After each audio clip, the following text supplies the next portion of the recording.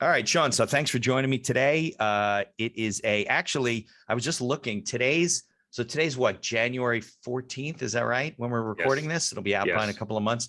Today was the release of our 200th episode. Wow. Just went out today because I got some. So I appreciate that. It took about 3 years to get to, but pandemic certainly accelerated the number of people that I met. And I think Holly from your organization, right, found me out somewhere on a directory or something like that. Yeah. I just had her hunting around for podcasts that would make sense for me to come on, and sure. She reached out, and glad it worked out. Great way to tell your story, and that's what we're here to do today. So, let's go back and tell your story, and because I know you did a business that you grew and sold, and now you have a new business, and it's kind of a good entrepreneur story.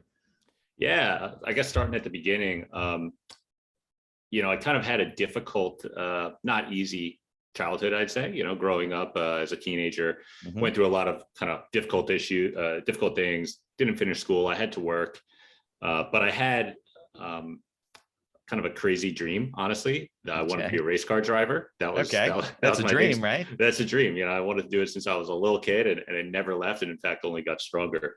Okay. The problem was that's expensive, and I had no money. Right? Yeah, right. So, I was just going to hire you to be on their team, right? No, it wasn't going to happen. Going to happen. So I needed to figure out a way to make enough money to buy a race car. I guess you could have moved out in the Midwest and send resumes to Denny Hamlin and all these other guys and see if you can work on their. But then that's not the driving part of it, right? That's right. I wanted to drive, So, and I live on Long Island. There's no racetracks around exactly. here. There's nothing out there, right? There's nothing. So it was really crazy because of all those kind of compounding factors. But I didn't finish school. I was working in a service business as a painter. I was making decent money doing that, but that was going to top out at some point. Like house painting, indoors, house outdoors. Painting. Yeah, exactly. And I wanted to get into sales because it seemed like that's a job where you can make good money. It's the right sales. Absolutely. And you're good at it. Sure. Yeah. So I ended up getting lucky. I was always into car audio, and there was a car audio distributor that had an ad out on, I think, the Penny Saver at the time, actually. Okay. And I called up, and the guy that interviewed me was a young guy, and we hit it off pretty well. And he hired me and taught me phone sales. I mean, still is like the best phone salesman I've ever heard. But I was lucky he hired me because I had no experience in sales, And you were selling audio systems for cars? Like car stereos, speakers. Right. Yeah, because back in those days, I'm a little bit older than you. We would get our first car. It had a crappy radio. You'd get the cheapest one you could. You'd rip it out and you'd put a Denon, Pioneer, JVC, right? The whole thing. Yeah, I remember. And I always did that myself because I was obsessed with cars and I was always tweaking. So I had that experience that I understood car audio, but no sales experience. And you're not installing them, you're selling them to people. Yeah. So this was wholesale sales. So I was selling them car audio shops. Got it. The installing shops, the installation shops. Yeah. Yeah. So I got lucky. I got that job. I did that for a couple of years. Then I moved to a similar distributor, did that for a couple of years, but wasn't making a lot of money at this point. Was it all commission based? It was salary and commission. A little bit of salary, but they're not big ticket items. So how much commission could you make, right? I mean, and these were small mom and pop companies, and they weren't ordering like train loads of this stuff at one time. And the commissions weren't big. Even if I sold $1 million, I was probably getting 1,000. Right? Exactly. So it wasn't like tiny. Yeah. There was not a lot of upside. It was great people, and it was great experience. It's probably great experience, right? Yeah. Phone sales is hard. I mean, I started with 0 customers, and I just had to grind it out. No, that's great experience for business. No question about it. And it really taught me, you got to just keep going. And even the days where everybody's, saying no to you and sometimes just cursing you out to leave them alone, you got to just take it in stride and keep, smiling and dialing. The next one's going to be a yes, right? I mean, so definitely a mindset to be able to do that. A lot of people 100%. Can't. Yeah. So, some days it's brutal. You're like, I can't do this today. And I can't make 50 calls and get 50 rejections today, but it's funny when I started. So when I don't want to get too off the topic, but when I started I graduated law school. My dad was in the life insurance business. So I didn't know sales and marketing either. And, the prospects in law weren't great. And I was like, I don't want to be a lawyer. So I went into insurance sales. And I remember I started in the city with this guy, and he made me do like 10 or 15 cold calls. It was the worst experience of my life. I said, I'm never ever doing that again. Yeah. And there was all prospect marketing, but it's like the worst. You call people up, they don't want to talk to you.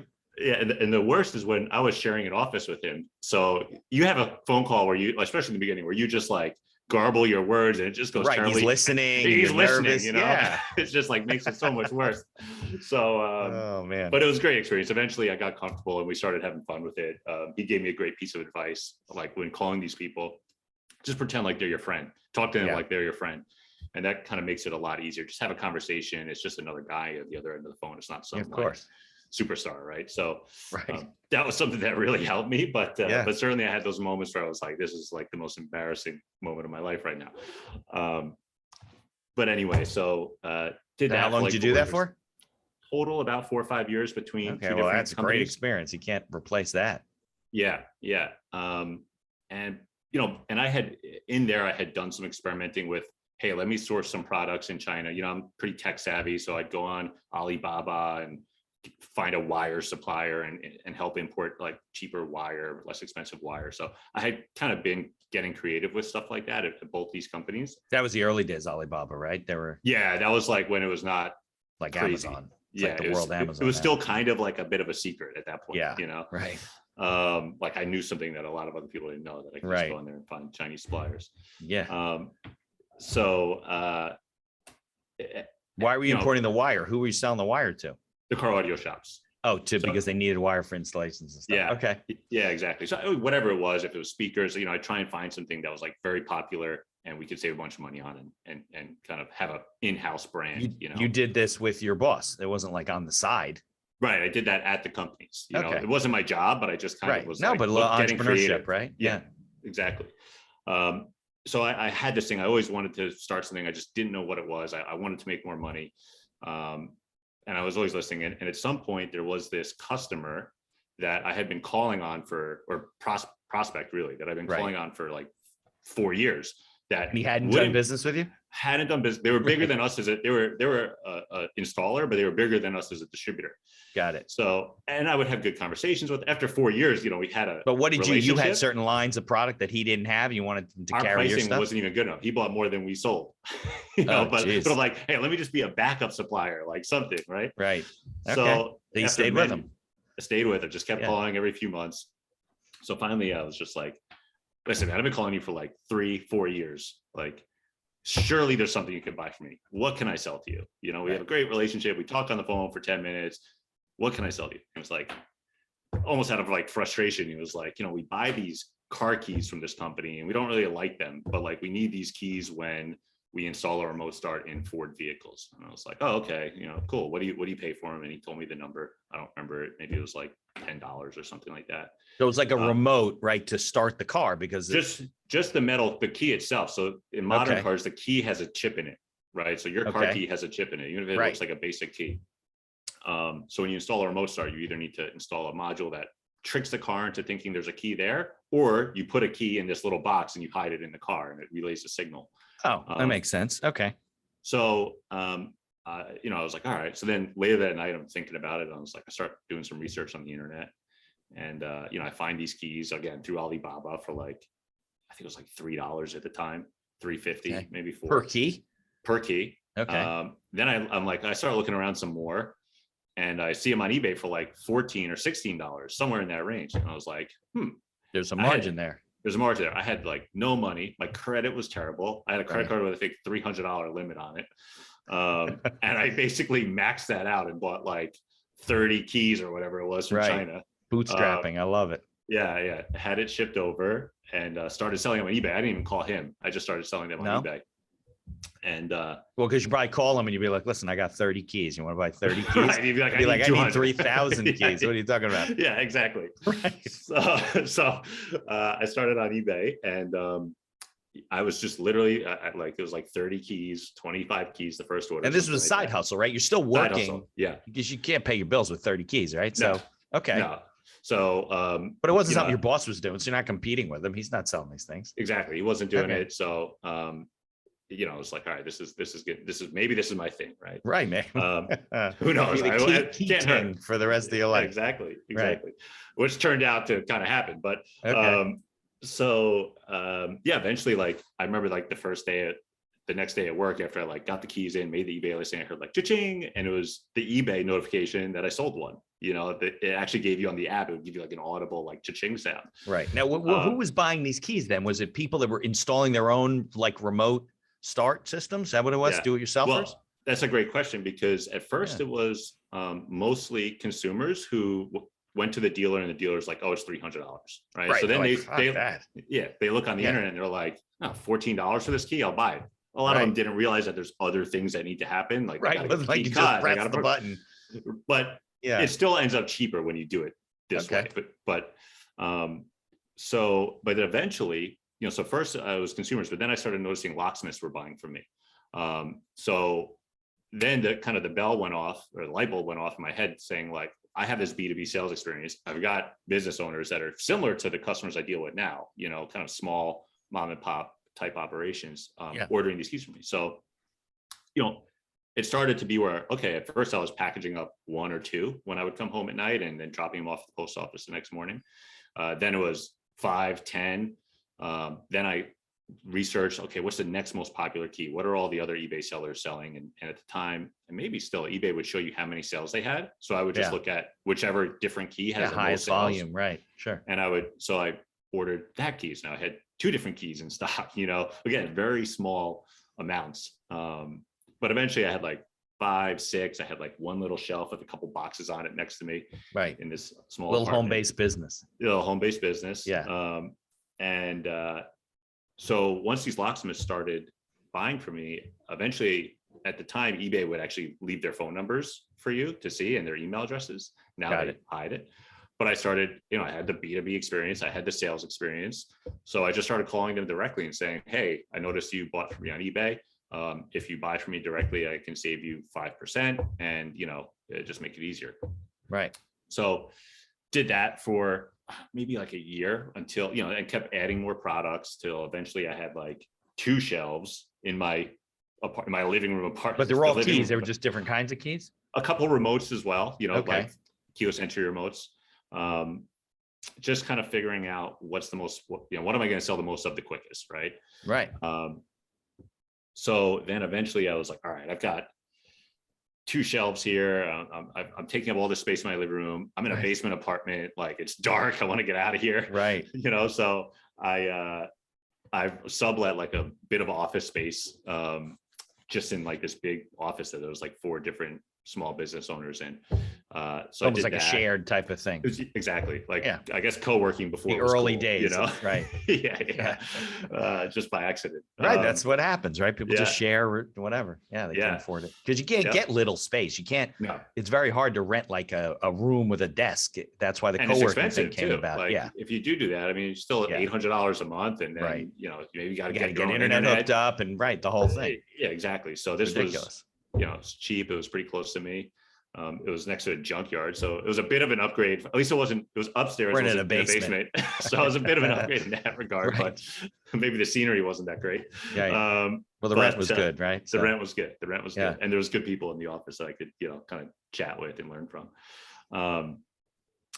So, and then at some point, I was like, all right, like I've got this one key that was very popular. I was selling a lot of them, and I was making good margin. Yeah. And I was like, all right, I'm gonna try and get a better price. So I'm gonna order 100 of these things. And this was a remote key, so it was a fairly expensive one. Maybe the cost was like $10. Okay. And so this was still very expensive. That's a big investment. Yeah. I get them, I order them. I'm like, all right, I saved like $2 a key or $3 a key ordering 100. I get them. They're all defective. Defective. None of them work. Oh shit. None of them work. It wasn't like you go down to the store next day and say, hey guy. No, there was nothing. China. And you know, I tried telling this Chinese supplier, and they're like, yeah, whatever, you know. Right. Good luck. Good luck. So that was, you know, that was $1,000. That was a big hit, but just kept growing it from there. And how old were you at this point, Sean? Let's see. I actually made the LLC in, I think it was August of 2012. And I was born in 84. So it was at 20, what's my math here? 28? 84. No. Yeah, that's about right. 2014, you would be, 84, 94. No, 30. 2014. Oh, yeah. So 2012 is when I started it. So yeah, somewhere around 30. Okay. Um, Actually, no, it was like 28, 29 because I was just getting married. That makes sense. Somewhere Because around there. 2014 would be 30 years. Yeah. Okay. Yeah. Can't do Yeah, you're math when still I'm live young. on camera. Yeah, it's hard. Me too. I'm not a mathematician. So I was still young, I had at that point, my wife and I, or my girlfriend and I at the time, got married. I actually Okay. made enough money to like pay for a wedding. Okay. I quit the job, the full-time job, probably, I think it was like 9 months into it. I was making enough money where I was like, all right, I can quit the job and still pay the bills. And I think I still have runway here. So let me focus full time on this. So you weren't, so you left the audio. I left. Yeah. I left that. Business, and I said, I'm just going to focus on this. I was probably making the same money doing that at that point as the car audio business, or close to it. Right. And I was just like, all right, if I focus full time on this, I could double it. I could double it, and there's your wife was okay with that. She was supportive. She was supportive. She was definitely nervous. We Right. were young. We wanted to have a baby soon. Yeah. We wanted to kind of upgrade our situation, Yeah. Yeah, she was definitely nervous, but supportive. And, it was easy to see, I had 10 SKUs and there were guys with hundreds of SKUs on eBay. So if I just get more SKUs, I'll sell more stuff. Yeah. Right? Well, that would follow, right? You'd hope so. If you pick the right SKUs and they're not defective. Yeah, they're not defective, but that's, that just, I've learned that in business, like those things just happen constantly, and really owning a business is just putting out those fires all the time. It seems like, or, helping put out those fires all the time. So, then things were going very well. I hired someone to help me. Some people were not good. Some people were good. Right. But I had like one helper. And it just, kept getting busier and busier, buying more products, selling, building my thing, until eventually I was like, all right, I've got, I think I moved again to another location because I kind of outgrew this thing. So I moved again. It was like 1,000 square foot warehouse. Okay. That was not very nice, but it was good. There was a dumpster right next to us from a deli that didn't smell very good, but nice. It was. But you had room to pack us. We had room up the boxes. When I moved in, I had like what I thought was this giant space, 1,000 square feet, and I had like 4 shelving units in it. It looked ridiculous. It looked empty. Yeah. It looked empty. 2 years later, it was full, and I had to move again. But at that point, I have these 4 shelves worth of stuff, and I'm like, all right, I've got enough to like start a distribution business out of this, and really become a distributor, right? And really focus on the B2B aspect of it. Yeah, because you don't want to sell one-off keys to consumers anymore. You want to sell 100 keys to a guy or whatever. Yeah, and I kept the consumer thing going, but certainly, like, if I could sell 100 at a time, it's just way easier. Of course, obviously, one at a time. Yeah. So did that, and I was like, okay, I've got a lot of SKUs here, so I made a website. I was like, all right, let me go start really cold calling locksmiths and focus my time on that. Okay. Signed up for a trade show, a locksmith trade show that was going on in Massachusetts a few months, that I kind of stumbled across looking for how can I find locksmiths. Yeah, to get a booth or a table or whatever. Yeah, and it was getting close to the time of this trade shows. I realized like, oh, I don't really know anything about this stuff. If someone asked me, like, I can't really intelligently answer other than like, I have keys for this price, right? But if they ask me anything technical, I can't. Generally, you're screwed. Yeah. So what would the locksmiths use it for? They were also doing installations and stuff. They were doing the car keys. So you lose your car keys. This is okay. They make it for you, right? Got it. Okay. So I had a locksmith that I had formed a decent relationship with, who had been buying from me little by little. He was a young guy like me. So I was like, hey man, I've got this. I think he was in Pennsylvania. So I was like, hey man, I have this trade show, and like, I don't know what I'm doing. Can you come with me? And like, I'll pay you, for the day or for a couple of days. Like, can you go? It's like, all right. So we did that trade show, and it went really well. And from there, we just it really expanded with the B2B thing, and things really started blowing up both ways on the retail business, but also on the B2B. And just, from there, just kept growing. You opened accounts, and those accounts bought on a regular basis. Yeah. It wasn't like one consumer is a one-time buy for the most part. Yeah.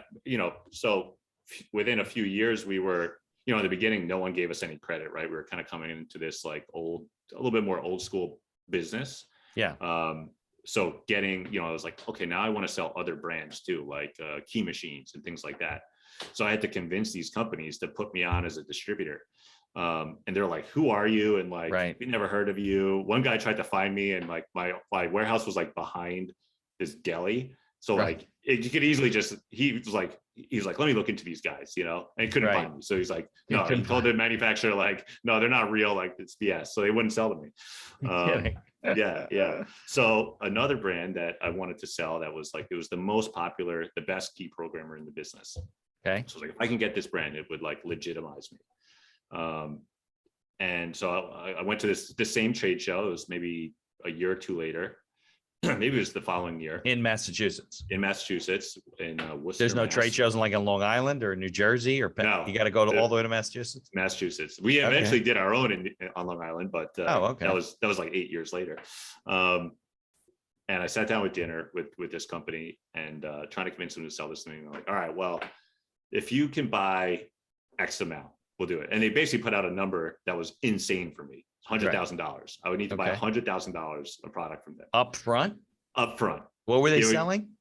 The key programming devices. So they were the device that programs the keys. It's like a $4,000 device. So it's not that many units. Right. But for me, that was like $100,000. I think I had 30-day terms. Like, 4,000. 4,000 was your wholesale cost? Or that's what it sold for. That's what it sold for, but my cost was like 3,000. It's not like I made a killing on these. Yeah, things. So you're going to get like what, 10, 20, 30, 20 40, units, 30 units. Yeah. Yeah. A little bit more than 30 units. Yeah. And I was like, man, this is like really scary. But I pulled the trigger. I kind of called their bluff on it. And it was a really good decision. And it did help legitimize me. And then I was able to get a credit line for that one? They gave me a small credit line. Okay. I don't remember the terms exactly. Well, it was more like a commitment. You committed to $100,000 worth of product. No, I ordered it. They sent me $100,000, and I had to pay it even some 30. of it was on credit. Okay. Yeah, I think I had to pay it off within 30 or 60 days. Okay. So like I was putting out, like I wasn't going to sell them all within 30, 60 days, no matter what. I was coming out of pocket $70,000 or more, you know, and then just sitting on this inventory, hoping that I could sell it pretty quickly. Yeah. So, you know, that was a risk, right? Like I could just end up sitting on that and not selling it, but it was also motivating because. Right. But it wasn't $1 million, so, you know. Right. For the 100,000 for me at the time felt like $1 million, but but yeah, it was a big risk. You know, so from there we got it. We sold, you know, we did pretty well with it. It legitimized us. We were able to get other brands, and we just kept growing. So by the time I sold, I think we had 6,000 SKUs in stock. We had a few $1 million in inventory, and it was all the remote key industry. All keys, around remotes. Yeah, we got into a lot of stuff with locksmithing. So key machines, key programmers, lock picks, little parts that go inside a car lock, doorknobs, even that type of stuff. But our bread and butter always remained keys and remotes. Got it. Okay. That was really the bread and butter. That kind of paid for everything else, you know. That was your biggest. That was it. Yeah. The strategy was, let's get all this other stuff so that people can buy everything from us, so that they buy the keys and remotes from us. You know, that's where we made all the margin. Right. It was our own brand. We set the prices. Everything else, you know, if we were distributing something, maybe we were making, you know, 20% on it. Where if we sold our remote, we were making 100%. Right. Right. So it was like, yeah, like get them to come to me to order this lock pick, and when they do that, let's sell them keys and remotes. You know. Right. Well, it's an you know what, lost leaders, right? Yeah. You want to get them in. So now I know, and you'll talk about it, they ultimately sold the business, right? But from a strategic planning standpoint, right? I'm sure you thought about what are you doing next and where are you going? Did you ever have it in mind at the beginning? Like, hey, I want to grow this and I'm going to sell the business someday? Or was it just like, I don't know, today we sold 100 keys, let's sell 200 tomorrow? Yeah, no, I never thought about selling. In fact, I was thinking about buying. I did buy a business. Okay. They focused on like commercial hardware. So like doorknobs and stuff for commercial buildings, and my customers did that stuff, but I didn't sell it. So I wanted to get into it. So they were a smaller company. So that was also sold to the locksmiths? Yeah, they also sold to locksmiths. Got it. Okay. So that was 2018. They were in Portland, Oregon. I bought them. We moved out there for 6 months. My wife and my kids. Oh, so you kept the company going there? Yeah. I kept my company in New York, and my operations manager was managing the day to day. And we moved out to Portland for 6 months to kind of get things going with the plan on coming back. Put a manager. Why'd you pick a company so close? Why don't you pick one in like Hawaii or Guam or something, or Samoa? I guess I like the idea of 6-hour flights regularly. Yeah, exactly. And rain. Right. How did you even find the company? I was on some broker website, I guess. I just started looking around, and yeah, it's a good way to find businesses. I didn't think that much about it. I was like, hey, I want to get into this. There's a business for sale. Let's do it. Yeah. Probably should have thought more about it. Probably you should. That's definitely not a recommendation to all the people listening. Yeah. Just throw caution to the wind. No. I'm discounting a little bit. You obviously did a due diligence. Yeah, of course. Yeah. And you did your research and whatever, but yes, certainly don't discount the fact that it's across the country. Yeah. But so what did you do? You hired a guy, or did they have a guy to run the business like after 6 weeks? I hired somebody. Basically, as soon as I got there, I started looking for somebody. I found a great person. So 6 months later, I moved back to New York, and then I would just go out once a month to, work on projects and stuff like that. So yeah, from there, I was thinking of maybe I'll acquire more businesses. I could have done a better job with that one, but I was like, it's a learning experience. The first one, right? I mean, it wasn't a bad purchase, right? You made money. It was kind of like a break-even thing, but it wasn't that good. I never got to. My plan was to get us both on the same software, and then we just never got there because a year later I got the offer also to sell. And got it. Okay. I had not been thinking about it, and right. It's at a trade show, locksmith trade show, one of the bigger ones. It's like the kind of the national locksmith trade show, and a guy comes up to me, and I'm talking with a customer, and I'm doing my sales spiel and trying to sell whatever machine or whatever this guy was asking about. But I could see this guy looking at me, and he's wearing a suit, and in the locksmith industry, people not a lot of suits. Not a lot of suits. Right. So I could tell, I could tell he's waiting for me. So I was like, all right, what's going on here? So I finished my whatever I'm trying to sell with this guy. Right. And I immediately go to this other guy that I could tell was waiting for me to start talking to him. And he was from a private equity group that had invested in actually the competitor that I personally put a target on their back. That's whose business I want to try and win from is this big company. To me, they were like the elephant in the room. Yeah. And so they owned them. They owned them. Yeah. Yeah. Okay. So he approached me and had a brief conversation about, hey, would you be interested in selling the business? We did. Right. I don't even know if he brought it up at that point. He probably did in some kind of small way. Right. But then we made committed to talk again after the show. But yeah, from there, we went through the whole. They kind of brought it up. We did a NDA. Then we did a LOI. Yeah, the whole song and dance. The whole song and dance. I mean, they were looking to do what you were doing, what you were thinking about on a smaller level. So yeah, they're rolling up companies, basically. Yes, exactly. So the first company that my big competitor was the platform, and I was going to be one of the add-ons.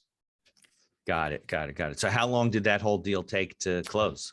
Well, so it took a while because now that I know how this works, what they and they're great guys. I'm still in contact with them, and actually I just had lunch with them a week ago.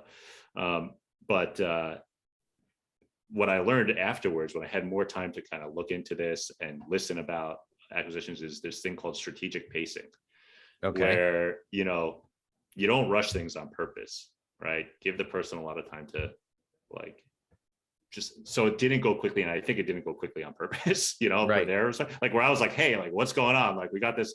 We haven't got the LOI yet. It's been 2 months. Right. Well, they're strategically, they're looking, you're not the only person they're talking to. I'm sure they have a whole strategic timeline, right? Which different acquisitions, when it's going to come on, they're pretty sharp with their numbers, right? Yeah. And these guys are super sharp guys. So they know everything they're doing.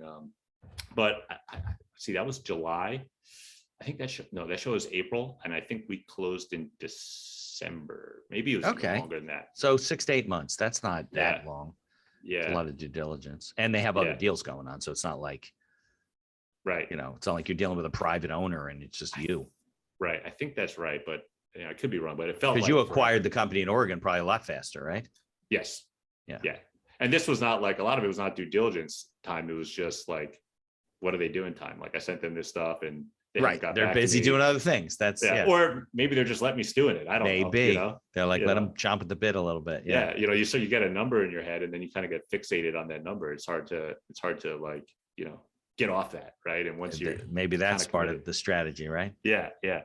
So, you know, I don't know for sure, but I've heard other private equity guys talking about the strategic pacing thing where it's just like, you know, you do that and it just helps you in the end. Yeah. But, so that was,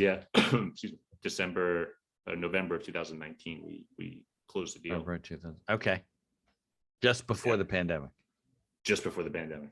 Yeah. When people stopped driving cars for like 8 months. People stopped driving cars. Right. But we were down in, so April was, you know, a disaster. I think we were down like 40%, which in April 2020. Yeah. Yeah, because we shut down a month before. Yeah. So March was like, the beginning of March was okay. And then it just like dropped down, but it didn't turn out to be that awful because the beginning was okay.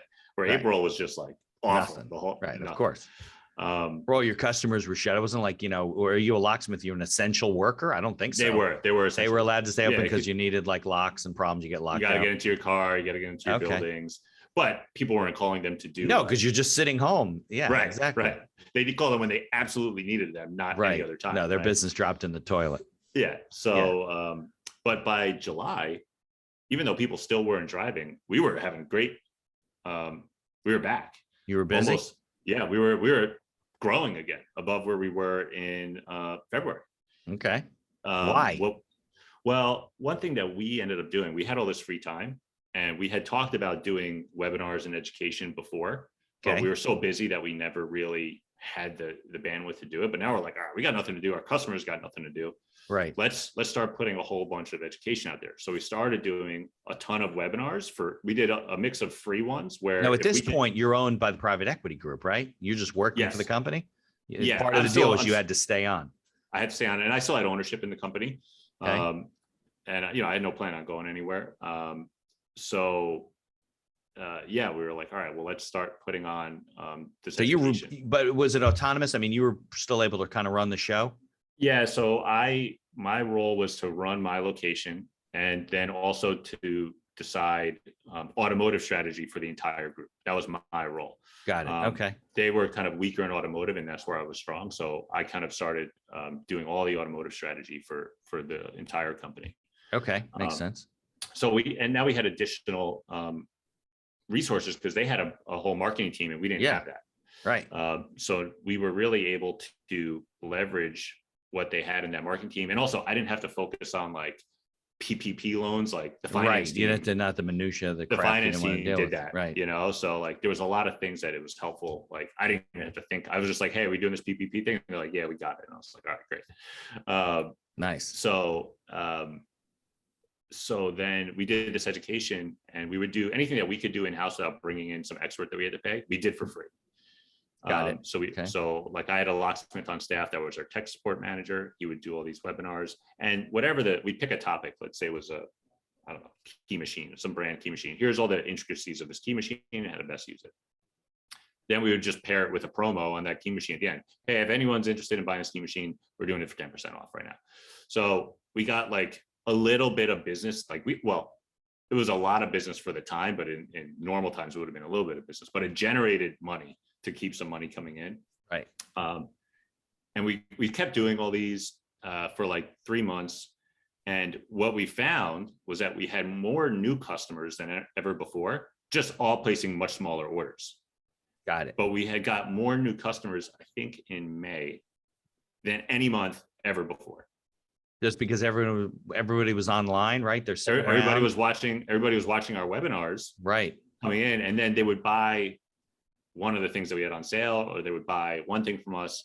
But they were a new customer. They came to watch our webinar because they had nothing else to do. Now they're on your mailing list, right? So then when July came and things started to kind of go back to normal at that point, and people could that's when I first went back to my office, was in July. Exactly. I have a co-working space, so I went back. Yeah, exactly. All those new customers started ordering from us, like real stuff, real orders now. Plus they're back in business. Yeah, they're back in business. So we had a great July and we finished out the year up 20 some odd % on the year. So it was a good strategy. It was a good strategy. It worked out. It's one of those things like when you order your biggest order and they're all defective, right? Like you just have to, just figure out a way to make, lemonade out of the lemons, really. Right. Well, you nobody's buying, so you figure, well, let's educate people, but you're actually building your client base as a result of it. Yeah.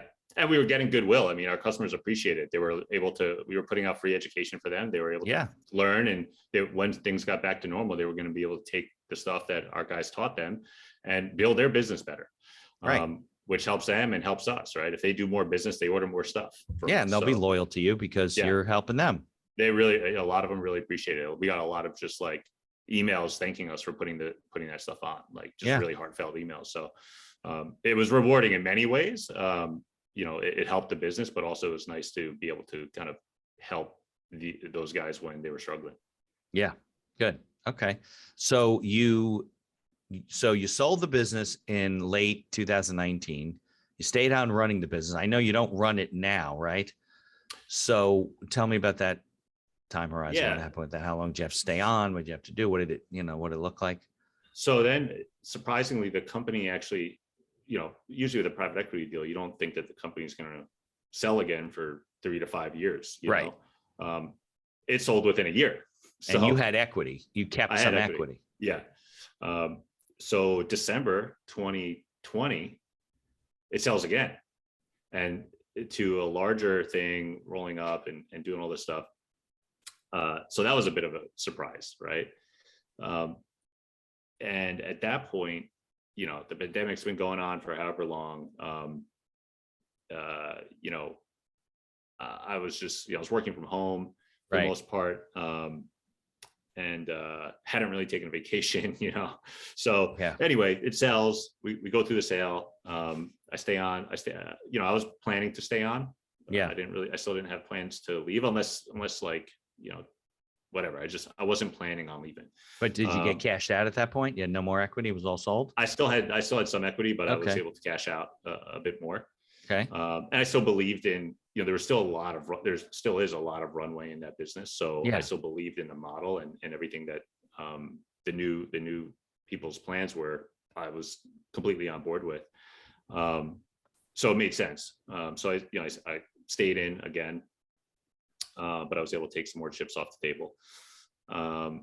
But then, after 6 months, I was tired. We were kind of, I think I was just burnt out from going 2 years, through the pandemic, two mergers.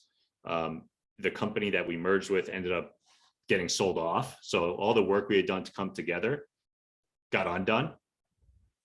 So you mean the bigger company? The first company that I merged with. Right. They spun them off. The new buyer. Yes. Okay. So all the accounting, marketing, all this stuff, like having to be redone. And like, that's not my favorite part of the business, is like getting into the weeds of accounting. It's actually my least favorite. And having to redo things I already did. So like there was that. And I was just like, I hadn't taken a vacation forever. And I was like, I need time, and then it was a hard decision. It was probably the hardest decision I ever made was leaving. It was very, very difficult. But in July of 2021, I left. Okay. And you were like, that wasn't a plan. It wasn't the plan. No. But I started feeling like I'm just not enjoying into it.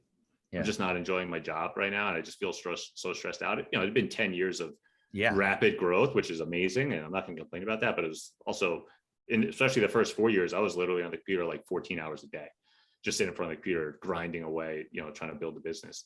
And then from there, going through the 2 mergers, the pandemic, the no vacation, and stupidly, I should have just taken time off, like throughout this whole thing. Of course, people should pace themselves. You don't always, the days of like you start Facebook and you program for 72 hours and don't sleep. Right. There's no reason to do that. Like, you could, that's pretty funny. But especially, but you're also young, you're excited. Now you're getting older. You're like, I don't need this all the time. Yeah, I've got kids. I had 2 kids at the time. I had a third on the way.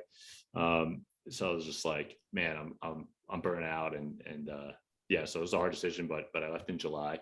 I gave good advance notice. I still want everybody to succeed. I'm here if they need me, and I let everybody know that. But it was definitely difficult thing to do.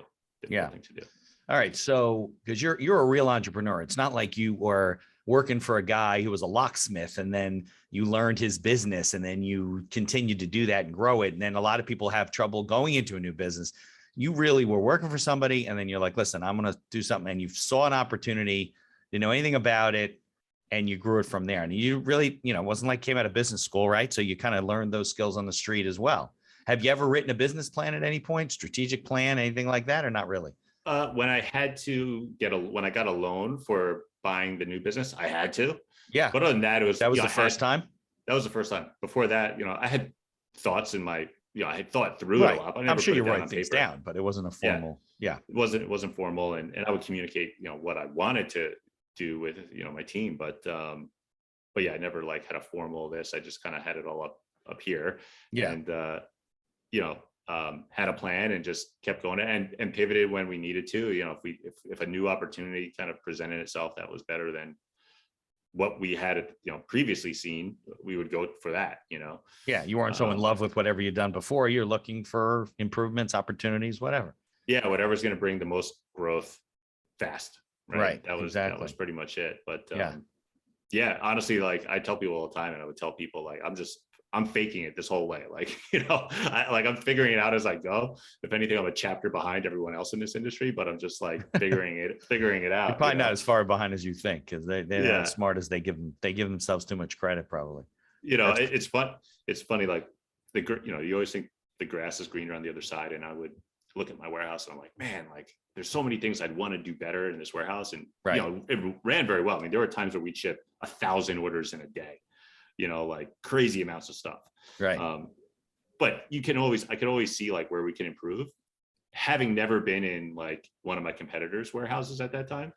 And then, eventually I start seeing these other, I'm like, actually, we're doing pretty good. Right. You're better than you think you are. Yeah, and it's always the case, right? Yeah. Yeah, exactly. Give yourself some credit, All right. So you walked away from the business, right? Did you sell out the rest of your equity at that point, or? No, I didn't really have that option. So I'm still, you're still floating along there. Still floating along there. Okay. And what do you do? Like, what do you do the next day? You're like, oh, I'm a free man, and now I can take some time off. What you were going to do next? Did you have any idea what you're going to do next? In terms of business, I had no idea what I was going to do next. What I was going to do is take some real time off. So I took a month off. We rented, we spent a month at a beach house. Did that, and I had a baby. That was July. I had a baby coming in September, so I knew I wasn't going to get involved with anything until in any meaningful way until December, January, because I want time to spend with the baby. Right. So but I had ideas. I always have ideas, things I wanted to do, and one of the things that kind of frustrated me going through the merger process both times is like, sometimes I'm just, who do I have to call to get this stupid little task done, and it's or like, I gotta get a check cut to this thing. And it's like out of the standard operating procedure, like who do I call? And then you end up spending like 10 minutes to track down someone for a 2-minute thing, or 20 minutes to track someone down for a 10-minute thing.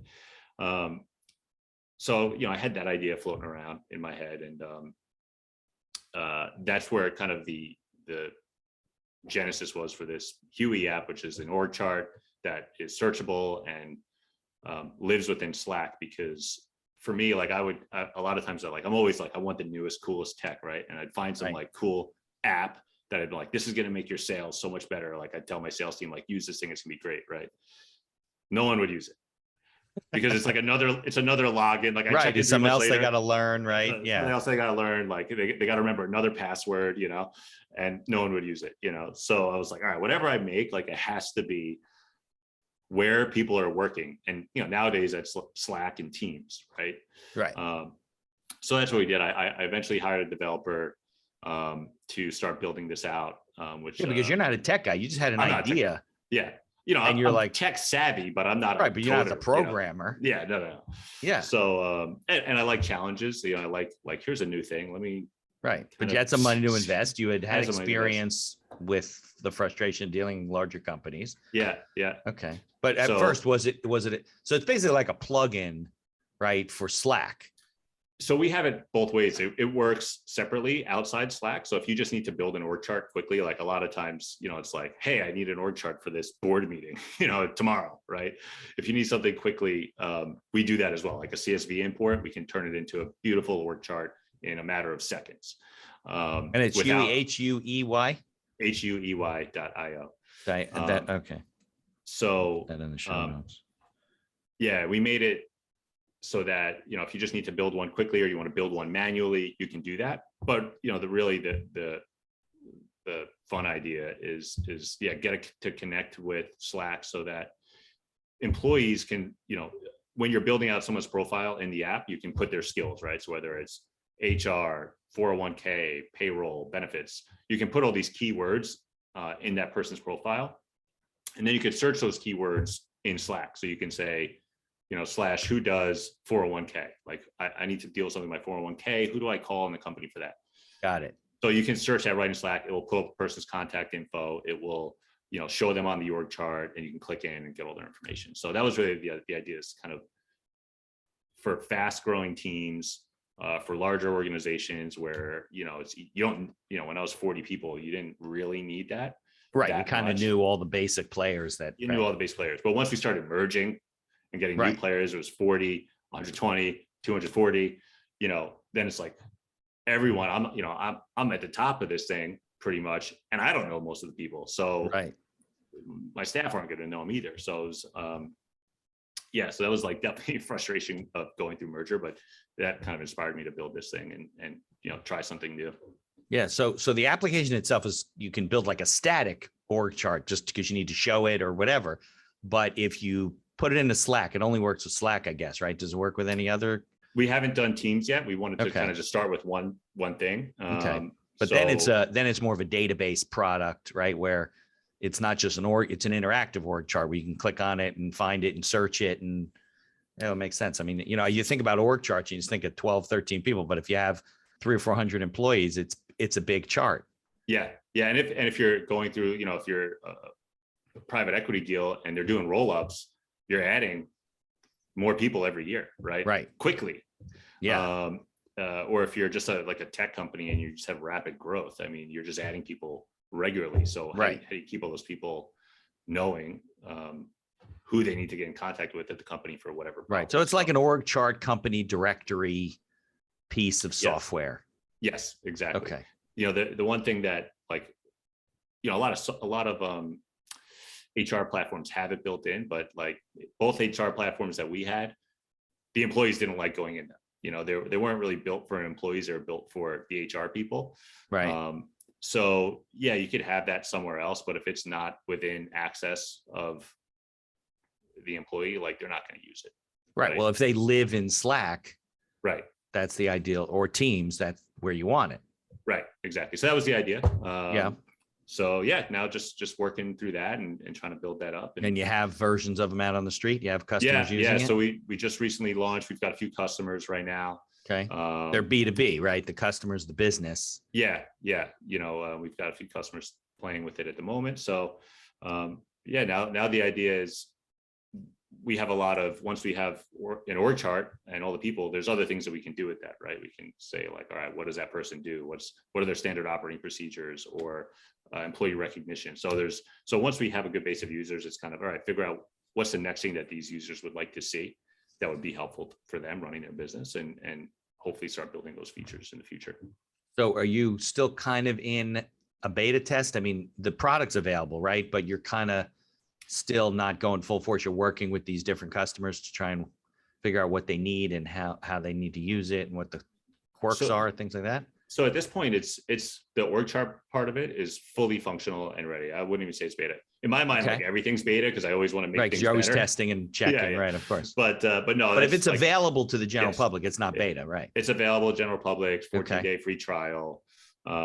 So people can test it and they can build their org chart and make sure it works before they pay for it. We don't even take a credit card up front.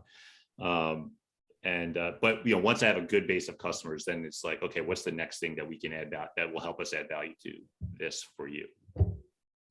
Got it. Well, I mean, that's what I was just talking to somebody yesterday. That's kind of what all the really successful entrepreneurs that I've met over the years, they're never complacent about what their customer needs are, because they recognize that, first of all, whatever you think your customer's needs are, you're probably wrong. That's the first part of it. And if you're even close to right, it's always changing. So, Yes. you know, especially in the tech business with applications, you know, people start using things and then they're using it wrong, and they're using it different, or they're like, that doesn't do what I need it to do. And then you can't figure that out. And the flock goes to another watering hole, you know? Yeah. And that's, funny bringing that up. That's something that we did pretty well at my company. We, at some point, we created a Facebook group for our customers. Mm-hmm. A lot of our customers actually network on Facebook, because, if you think of a locksmith, a lot of times they're a one-man operation and they run into all types of weird problems that maybe they've never ran into. So Right. How do you get help, right, from other locksmiths around the country? And how do you do that? Facebook groups. So we Makes started sense. our own Facebook group. Right. And we had, we invited our customers in, and this way we can kind of have like real two-way communication with them, and figure out like, what are their needs? What would they like us to sell? What can we do better? It's a double-edged sword, because when anything goes wrong, it gets out there on the Facebook group and you have to address it publicly. Right. Yeah. But it keeps you honest, and keeps you really, on point. But it goes to like building kind of community with your customers, and listening to them. Right. Like, most of the times when I made a mistake is because I had an idea that no one else cared about, Right. Exactly. Well, you don't want to, you want to limit the big mistakes. Yeah. They always make mistakes, right? But if they're Yes. relatively small mistakes, you can recover from those. It's the, like you said, ordering 10,000 units and then finding out that nobody's going to buy them, or they're all defective. Those are big, when that's a lot of money to you, those are big mistakes that you got to live with. So, and I know we're running out of time, but where are you going from here? So the company's launched, Huey is available. I could go to a website, I could download it, use it, so forth. What are the plans? What's coming up in the future? And then I'll ask you about advice for other people and so forth.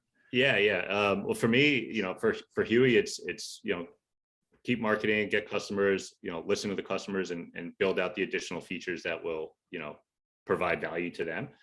For me personally, I'm doing this year. I'm doing a full season, my first full season in a racing championship. There you go. So all right. I'll be doing that. And really excited for that. But yeah, for Huey, yeah, just keep working. Where do you do that? There's no, there's horse racing in Long Island, but no, not on Long Island. So I'll be going to tracks around the country. So it's a like Poconos and those kind of tracks. More Monticello, Sebring, VIR.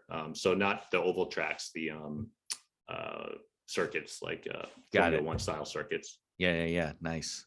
Okay. And so I'd love to talk to you about the cars that you're racing and all that kind of stuff. But so as a business owner, as an entrepreneur, that you really kind of fell into it, right? You've been figuring it out along the way and continue to do that.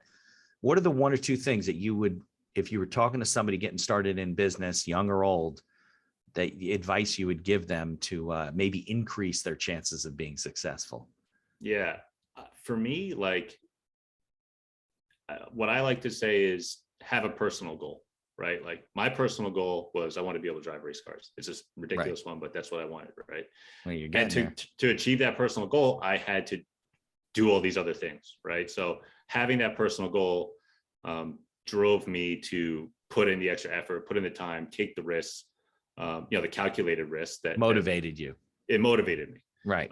So if I could impart one thing, it's have a personal goal that you're working towards, because having that goal is going to naturally push you along, going to motivate you to do better in business or whatever it is. And the other is, the things like these defective keys, all these things, these bad things that happen, right? Right. That's, for us, it was when Amazon changed the policy that we thought was a disaster for us, right? But what all those things do is they weed out other people that do give up, right? And those things are never going to stop. There's always going to be some fires that start that you got to put out, right? The difference is the people that put out the fire and figure out how to not let that fire start again and get ready for the next one, versus people that go, things on fire and giving up, right? Like, if these things are going to keep coming, they're never going to stop. Right. Well, it's a sign of life, right? Things are always going wrong or whatever. Yeah. And the difference between, in my opinion, the difference between successful people that end up successful and people that don't is the ones that are successful just keep going, right? They figure out the solution for that one. They try and keep it from happening again, and they move on, you know? Right. So you got to just be, and it doesn't, they don't sweat it. It's just part of the business, right? Yeah. I mean, it's stressful when it's happening. Of course, certainly, but if you recognize that it's going to happen, you just don't know what it is. Yeah. And maybe it's not as impactful when you're like, oh, well, I figured there's got to be 20% of the industry is dropping out now. So that's good. Exactly. So just, have the tenacity, just get through it, and, be ready. The next one's going to come too, right? That's not the last one. So that's really, what I can say is, have a goal and, persevere. Persevere. Yeah. Right. Persevere. Stick to itiveness. I think I heard somebody call it once. Yeah. Grit. Grit is a good one too. Okay. Well, I appreciate it very much. So Huey.io is available. People can go to that website. If people want to interact with you or find you, I assume you're on LinkedIn, Facebook, all those, the social media platforms. LinkedIn for the business stuff, Instagram, if they want to follow my racing stuff. Good. Follow your racing career and write to you for autographs.